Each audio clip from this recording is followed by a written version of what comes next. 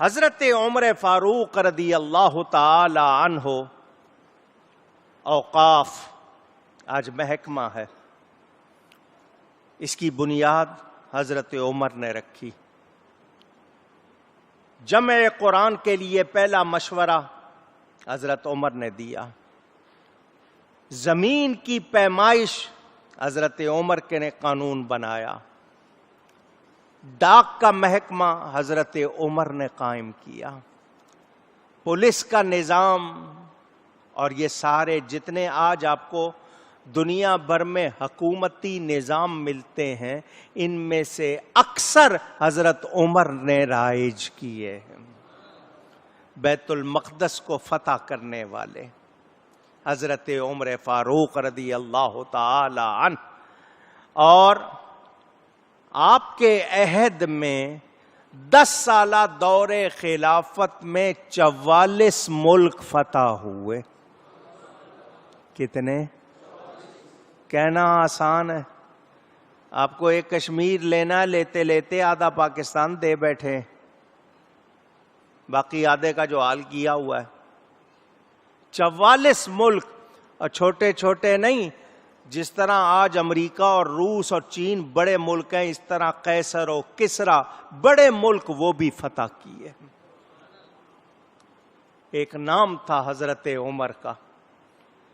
ایک شخص حضرت عمر کے حالات پڑھ کے کہتا ہے، اگر مسلمانوں میں ایک عمر اور ہو جاتا یا انہی عمر کو 10 سال اور مل جاتے، پوری دنیا پر اسلام کی حکومت ہوتی ہے۔ اللہ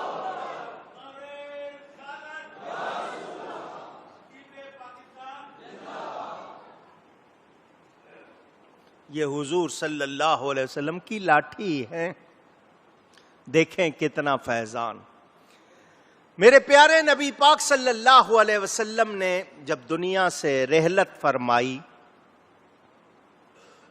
اس وقت 9,27,000، تھوڑا بہت فرق اگر کتابوں میں ہو تو جھگڑے کی بات نہیں ہے، 9,27,000 مربع میل اسلامی سلطنت تھی۔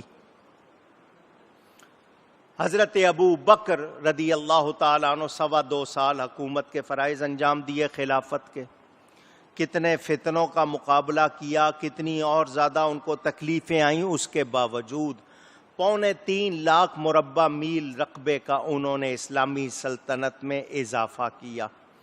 حضرت ابو بکر رضی اللہ تعالیٰ عنہ کی وفات کے وقت 12,02,164 مربع میل اسلامی سلطنت پھیل چکی تھی۔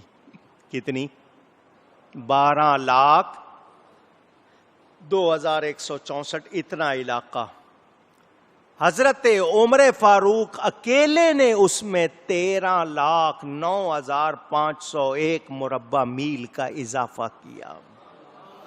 حضرت عمر کی وفات کے وقت 25,11,665 مربع میل سے زیادہ رقبہ اسلامی سلطنت کا تھا۔ آدھی دنیا پر اسلام کا جھنڈا لہرا رہا تھا۔ اگر ان کی زندگی کے دنوں پر جو خلافت کے انہوں نے فرائض انجام دیے، کہ کتنا عرصہ خلافت، اگر اس پر ان دنوں کو اتنے میلوں کو تقسیم کیا جائے تو 351 مربع میل روز کے بنتے۔ اندازہ کرنے کے لیے یہ آسان کام نہیں۔ اور کہتے کیا ہیں؟ میرے نبی پاک صلی اللہ علیہ وسلم نے دعا کی تھی، اے اللہ عمر بن خطاب کے ذریعے اسلام کو غلبہ عطا فرما، عزت عطا فرما، اسلام کو عزت دے عمر کے ذریعے۔ عمر کیا کہتے ہیں؟ میری عزت اسلام سے ہے۔ اب ایک بات اور سنانے لگا ہوں، جنہوں نے سنی ہوئی ہے وہ ذہنوں میں تازہ کریں، جنہوں نے نہیں سنی وہ یاد کر لیں۔ حضرت عمر اپنا تعارف کرواتے ہیں۔ اپنا تعارف کس کو کہتے ہیں؟ شناخت، پہچان، آئیڈینٹیٹی، میں کون ہوں؟ وہ کہتے ہیں کنت عبدہ و خادمہ. یہ لفظ عربی کے ہیں، جس کا دل چاہے انٹرنیٹ پہ دیکھ لے، کتابوں میں دیکھ لے. حضرت عمر خود فرما رہے ہیں کنت عبدہ و خادمہ. کنت عبدہ، کنت کہیے گا کنت عبدہ و خادمہ. کلمے میں آپ پڑھتے ہیں اشہد ان لا الہ الا اللہ وحدہ لا شریک لہ واشہد ان محمدا عبدہ و رسولہ صلی اللہ علیہ وسلم. اللہ کے لیے کہتے ہیں. یہاں حضرت عمر کیا کہہ رہے ہیں؟ کنت عبدہ و خادمہ. حضور کے لیے کہہ رہے ہیں میں حضور کا عبد بھی تھا، میں حضور کا خادم بھی تھا. یہ لفظ عبد کا جواب دے رہا ہوں. عبد بمانا غلام ہے کہ میں نبی کا غلام بھی، میں نبی کا خادم بھی. حالانکہ امیر المومنین ہیں، تاروں کے برابر نیکیاں ہیں، نبوت والی شان ہے، مگر نبی نہیں ہے. وہ کہہ رہے ہیں کنت عبدہ و خادمہ، میں نبی کا غلام بھی، میں نبی کا خادم بھی. اگر آج میں اپنے آپ کو عبد النبی کہوں تو غلط کہتے ہیں جی، شرک ہے. حضرت عمر فرما رہے ہیں عبدہ، میں ان کا غلام تھا. یہ پہچان ہے. ناز ہے تو کس بات پر؟ نبی کی غلامی پر. کس پر؟ اونچی کہیے گا، نبی کی غلامی پر. آپ کے ہاں سائنس، یورپ، امریکہ، بڑے ملکوں سے لوگ کہتے ہیں جی ان کے پاس بڑا علم ہے. یہ لوگ کہتے ہیں عناصر اربع، 4 ایلیمنٹس جن کی وجہ سے پوری دنیا میں سب کچھ ہے. آگ، ہوا، پانی، مٹی، یہ 4 چیزیں ہیں. سب کچھ انہی سے بنا ہے. آگ، ہوا، پانی، مٹی، یہ عناصر اربع، سب کچھ انہی سے بنا ہے. یہی 4 چیزیں ہیں، انہی کا سب کی دنیا پر غلبہ. یہ آپ کی سائنس بھی کہتی ہے، عقل والے بھی کہتے ہیں. اب میری بات سن لیں. یہ عناصر اربع، 4 ایلیمنٹس، آگ، ہوا، پانی، مٹی، جو کہتے ہو سب کچھ انہی سے بنا ہے، یہ سب پر حاوی ہیں. میرے نبی کے غلام ان 4 پر حاوی ہیں. 4 واقعات موجود ہیں، 4 آپ نے سنے ہوئے ہیں. مدینہ منورہ میں بیٹھے ہیں، زمین ہلنے لگی.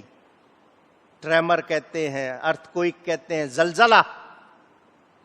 حضرت عمر کے پاس چمڑے کا درہ، جس کو لوگ درہ کہتے ہیں، اصل لفظ درہ رکھا ہے. اٹھا کے زمین پر مارا. کیوں ہلتی ہے؟ کیا میں تجھ پہ عدل نہیں کرتا؟ اٹھاؤ کتابیں. لکھا ہے اسی وقت زمین ہلنا بند ہو گئی. اس کے بعد مدینہ میں کبھی زلزلہ نہیں آیا. زمین پر، مٹی پر حکومت ہے یا نہیں؟ اونچی گئی ہے.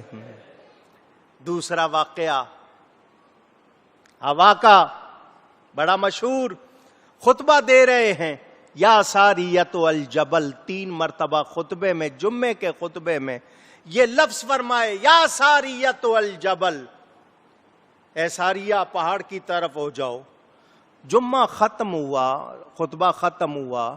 لوگوں نے کہا امیر المومنین یہ خطبے میں ساریہ کون ہے جن کو آپ نے پہاڑ کی طرف ہونے کے لیے کہا؟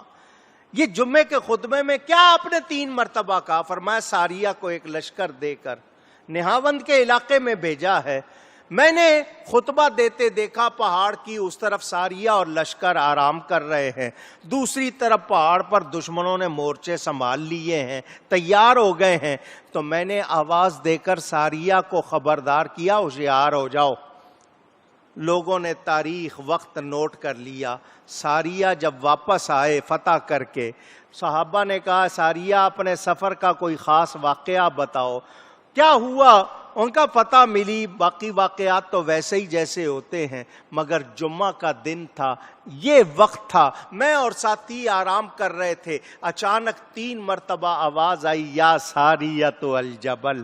میں نے آواز پہچان لی کہ یہ تو حضرت عمر کی آواز ہے۔ میں نے لشکر کو تیاری کا حکم دیا، ہم نے مورچے سنبھال لیے، اگر ہم تیاری نہ کرتے دشمن حملہ کر دیتا تو ہم تو ختم ہو جاتے، لڑے ہم ہیں، فتح حضرت عمر نے دلوائی ہے۔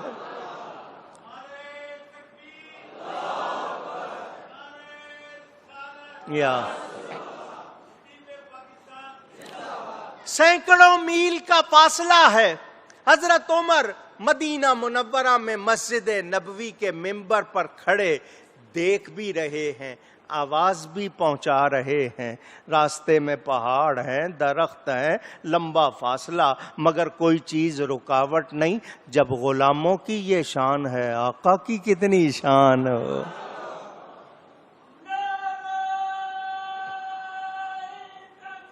اللہ اکبر۔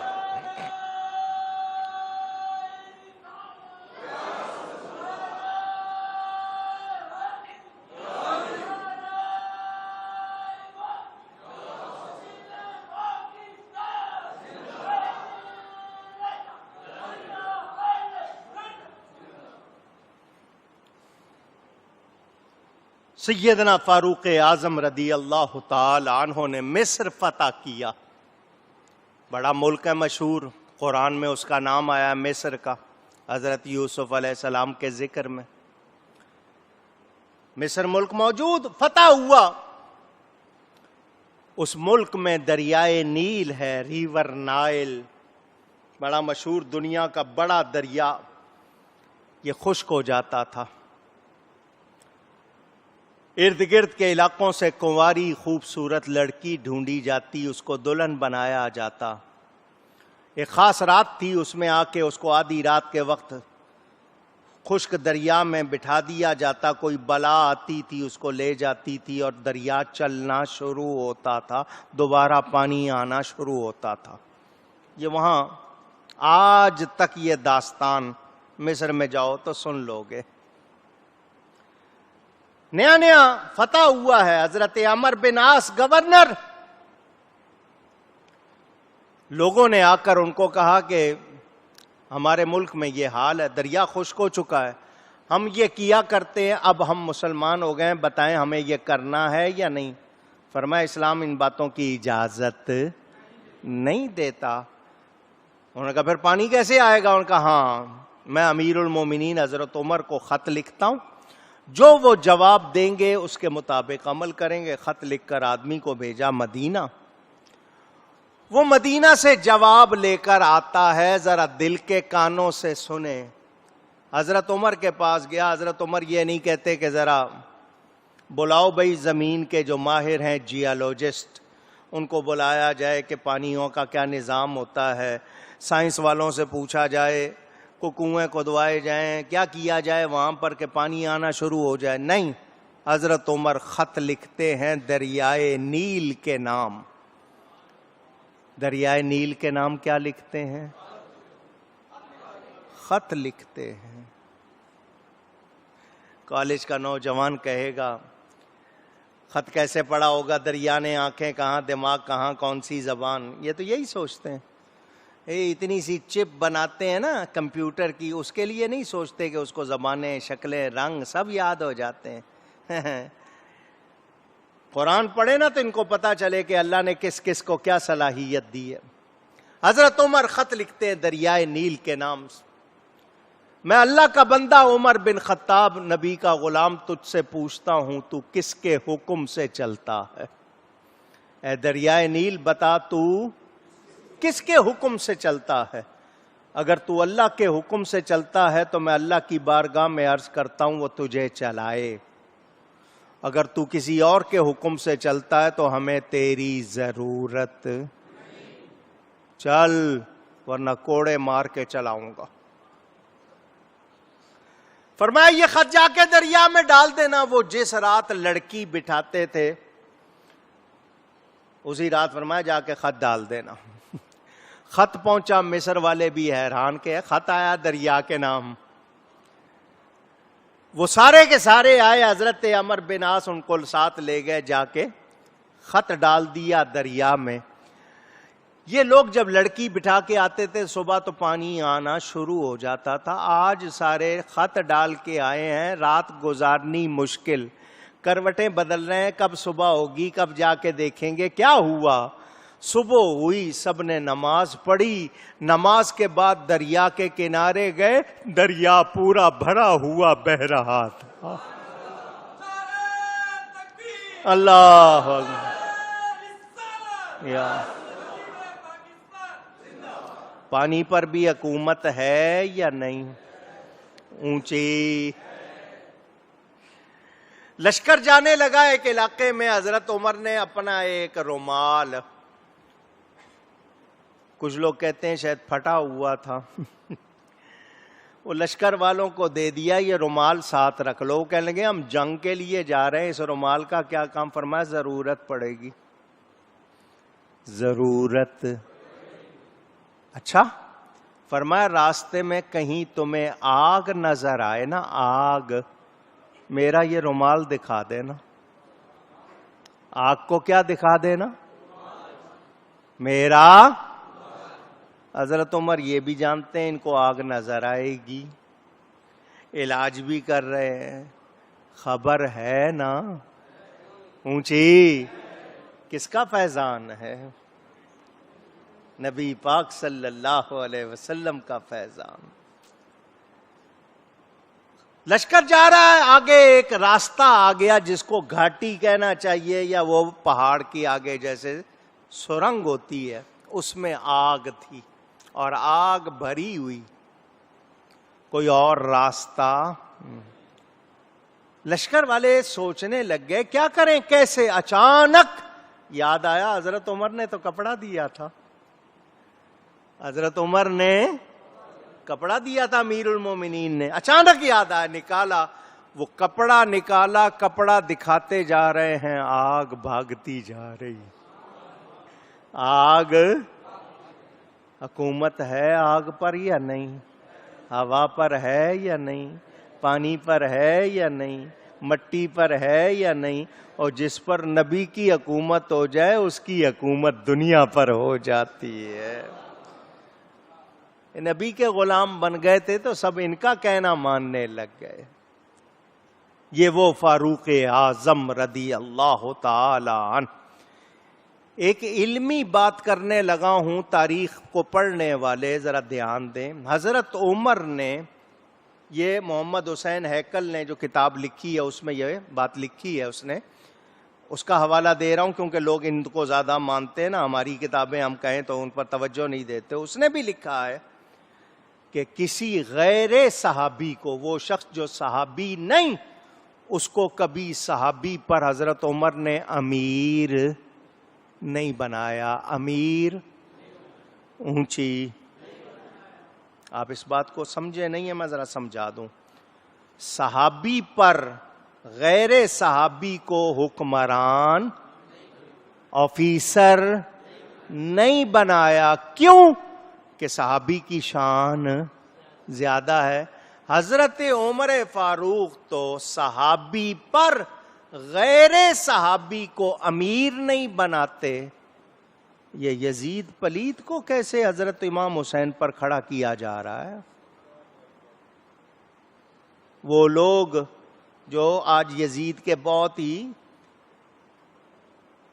بنتے ہیں ہم نوا، اس کے ہمدرد، ان کو میں یہ مسئلہ بھی بتا رہا ہوں کہ یہ بھی پیش نظر رکھو، تم لوگوں کو ادب چھو کر بھی گزرا نہیں. اور ادب والے کیا کرتے ہیں تمہیں اس کا اندازہ نہیں. سیدنا فاروق اعظم کا ادب دیکھو اور یزید پلید کی کاروائی دیکھو. یہ سیدنا فاروق اعظم رضی اللہ تعالیٰ عنہ امیر المومنین خلیفہ وقت ہے. حضرت امام حسین ان سے ملنے ان کے گھر جاتے ہیں. جس وقت ان کے دروازے پر پہنچتے ہیں تو دیکھتے ہیں حضرت عمر کا بیٹا باہر کھڑا ہوا ہے اجازت ملنے پر اندر جانے کے لیے. آپ بھی وہاں پہنچ کے کھڑے ہو گئے. اندر سے دربان خادم آیا, اس نے حضرت عمر کے بیٹے سے کہا آپ کے ابا جان کہہ رہے ہیں میں بہت ضروری کام میں مصروف ہوں, پھر کسی وقت آ جانا, ابھی میں مل سکتا, کام کر رہا ہوں ضروری, پھر آ جانا. حضرت امام حسین یہ بات سن لیتے ہیں, اپنا پیغام نہیں بھیجتے اندر, یہ سوچ کر کہ جب باپ بیٹے سے نہیں مل رہا تو کوئی بہت ضروری کام ہوگا, میں بھی پھر کسی وقت آ جاؤں گا. واپس آ گئے. وہ خادم اندر جا کر بتاتا ہے کہ آپ کے بیٹے کو جب میں نے آپ کا پیغام دیا, نواسہ رسول بھی ملنے آئے تھے, انہوں نے وہ پیغام سن لیا, بغیر کچھ کہے وہ واپس چلے گئے. حضرت عمر آگے سے یہ نہیں کہتے انہوں نے سن لیا تھا نا, ان کو پتا چل گیا تھا نا میں مصروف ہوں, بیٹے سے نہیں مل رہا, نہیں. حضرت عمر فوراً کھڑے ہوتے ہیں, ننگے سر ننگے پاؤں دوڑتے ہوئے جاتے, راستے میں حضرت امام حسین کو مل کے روک لیتے ہیں. اے شہزادہ رسول آپ آئے تھے, واپس کیوں آ گئے؟ انہوں نے کہا جب آپ اپنے بیٹے سے نہیں ملتے تو مجھ سے کیا ملتے, مصروف تھے. میں نے کہا میں بھی پھر کسی وقت آ جاؤں گا. تو حضرت عمر کا جواب سنو, عمر اپنے بیٹے کو روک سکتا ہے, نبی کے بیٹے کو نہیں روک سکتا. آپ کو اجازت کی ضرورت نہیں, آپ جب آیا کریں تشریف لایا کریں. اپنے بال پکڑ کے فرمایا ہمارے سروں پر یہ بال کس نے اگائے؟ کیا مطلب ہمیں جو عزت ملی ہے وہ کس نے دی ہے؟ آپ لوگوں کی برکت. اتنا ادب جس کے دل میں ہو, محبت جس کے دل میں ہو اہل بیت کی, اس کے بارے میں آج اگر کوئی ہلکی بات کرے تو وہ سنی جا سکتی, برداشت کی جا سکتی نہیں. فاروق اعظم محسن ہیں. نماز کے لیے مسجد میں آئے, ابو لؤلؤ فیروز نام تھا, مجوسی, مسلمان نہیں تھا. وہ اس نے خنجر, دو دھاری خنجر کا وار آپ کے پیٹ کے نیچے سامنے, آپ کے خنجر مار دیا, گھونپ دیا, رگیں کاٹی, زخمی ہو گئے. یہ واقعہ 28 ذی الحجہ کو پیش آیا. 2 دن آپ اس کے بعد ظاہری حیات میں 1 دن یا 2 دن رہے. 1 محرم الحرام کو آپ کی وفات ہو گئی, شہید محراب ہو گئے. انا للہ وَإِنَّا إِلَيْهِ راجعون.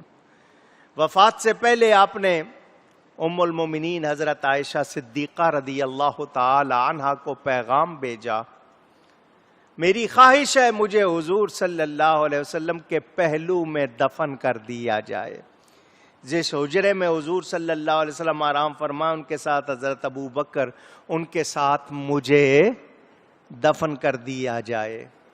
حضرت عائشہ فرماتی ہیں میں نے وہ جگہ اپنے لیے رکھی ہوئی تھی, مگر میں نے حضرت عمر کو ترجیح دی, اجازت دے دی.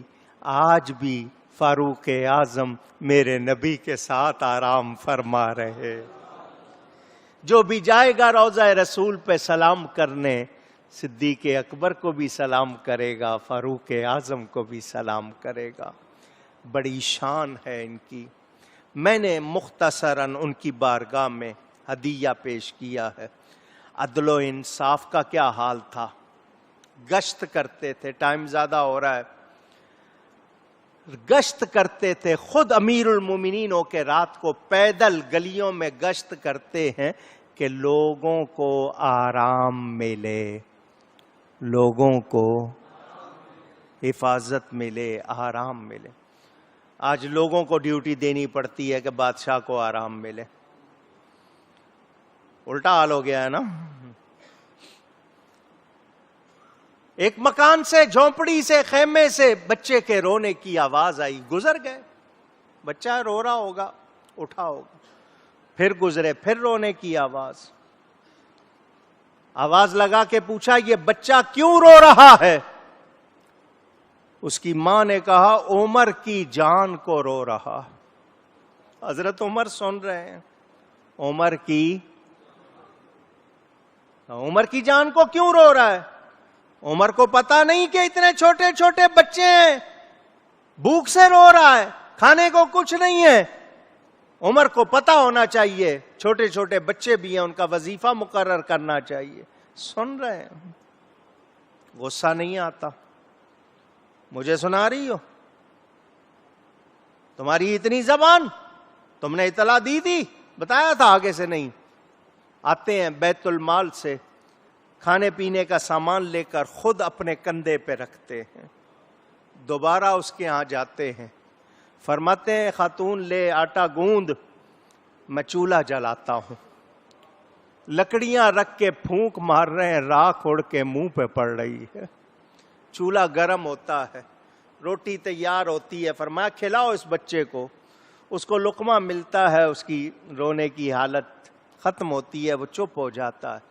عورت خوش ہو کے کہتی ہے تو کتنا اچھا آدمی ہے، عمر کی جگہ تجھے خلیفہ ہونا چاہیے، عمر اس لائق نہیں، تو اس لائق ہے۔ فرمایا خاتون میرا ہی نام عمر۔ وہ لرزنے لگ گئی، کانپنے لگ گئی، میں نے ان کو کیا کیا کہہ دیا؟ فرمایا مجھ سے کوتاہی ہو جاتی ہے، میں ہر ایک کا حال نہیں معلوم کر سکتا، تمہیں بھی چاہیے کہ اگر کوئی بات میرے علم میں نہ ہو مجھے پہنچاؤ۔ اس دن سے آپ نے شیر خوار بچے جن کا کوئی اور آسرا نہیں تھا ان کا وظیفہ مقرر کیا، خود خبر گیری کرتے ہیں۔ کیسے کیسے واقعات۔ ایک اور شخص باہر کھڑا ہوا ہے، اس کی بیوی کو لیبر پین ہے، بچہ ہونے والا ہے، وہ بڑا پریشان۔ فرمایا کیوں باہر کھڑے ہو؟ اس نے کہا جی بیوی تکلیف میں ہے، مجھ سے تکلیف دیکھی نہیں جاتی، کوئی انتظام میرے پاس نہیں ہے۔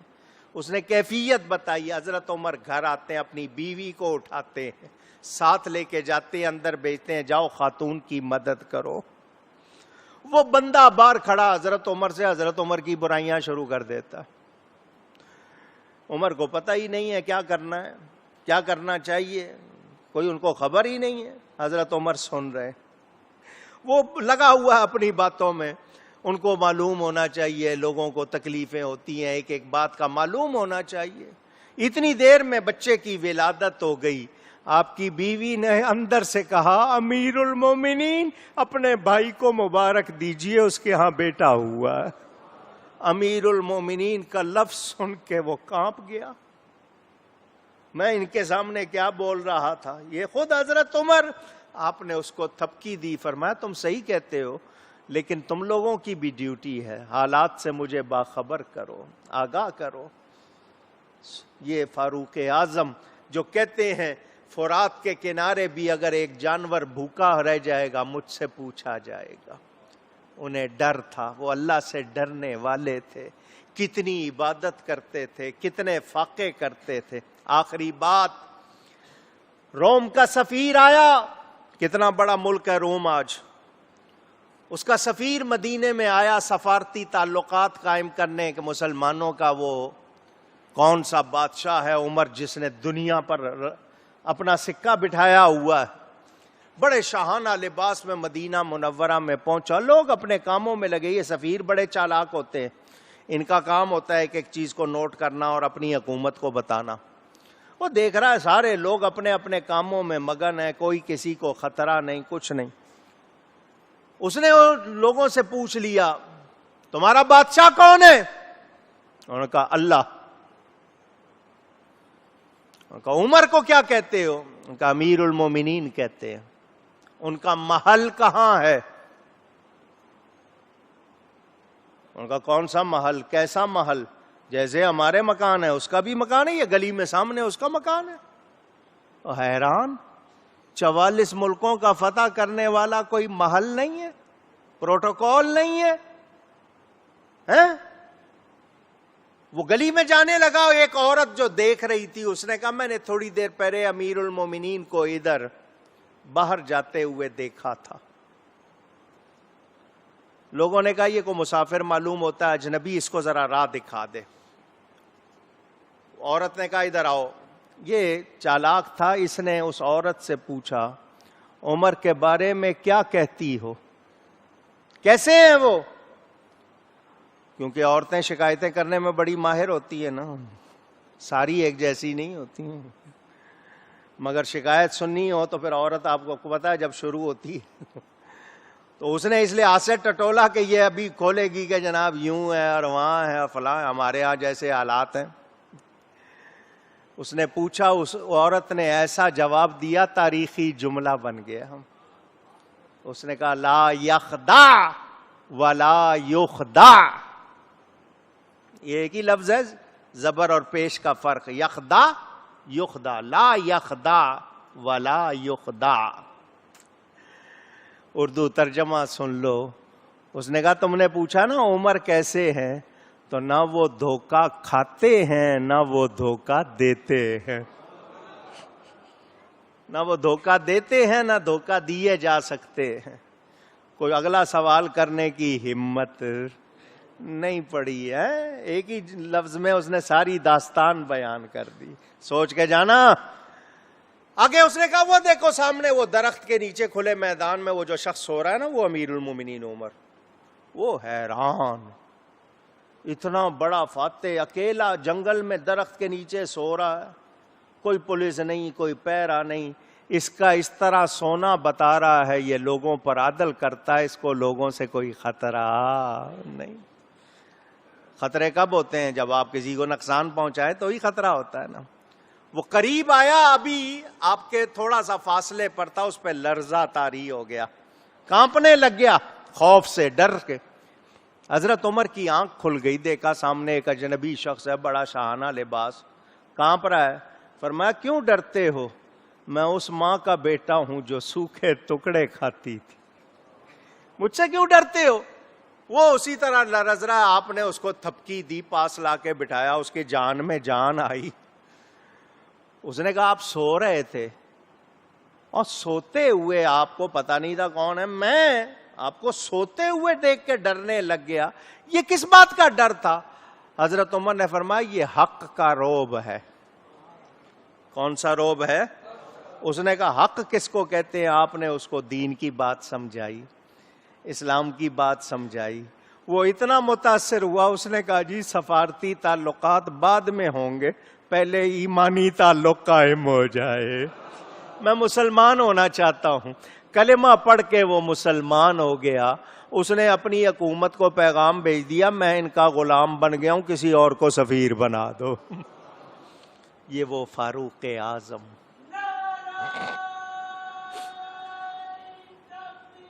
اللہ